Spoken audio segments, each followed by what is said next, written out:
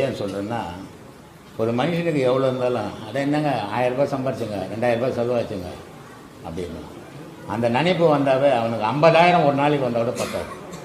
போதுமான அளவுக்கு வந்தது அப்படின்னும் போதே அவனுடைய வாழ்க்கை நிம்மதியாக இருக்கும். ஆனால் இதில் ஒரு பெரிய சிக்கல் இருக்குது. எவ்வளோ படிச்சுங்க? +2 படிச்சுங்க. ஏதோ +2 படிச்சுங்க, ஒரு கன்ஸ்ட்ரக்ஷனில் வேலை செய்யுங்க, 10 ரூபா வருமானம் வருது. இத்தனை பசங்க நல்லா நிம்மதியாக இருக்கிறீங்க, சந்தோஷமான வாழ்க்கை. இதுதான் இப்படி தான் வாழணும். இது தவறில்லை. ஆனால்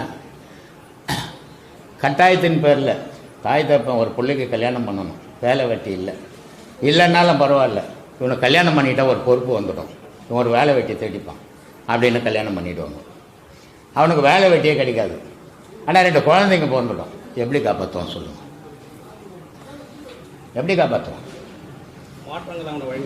மாற்றங்கள் அவனும் பல முறை முயற்சி, எவனுமே யாருமே சும்மா இருக்க மாட்டான். எறும்பு கூட ஒவ்வொரு மாற்றத்துக்கும் முயற்சி பண்ணிக்கிருந்தாங்க.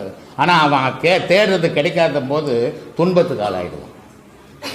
அவன் தேடுறது கிடைச்சி போச்சுன்னா அவன் இன்பமாக வாழ்வான், நல்லா வாழாதுங்க அப்படின்னுக்குவான்.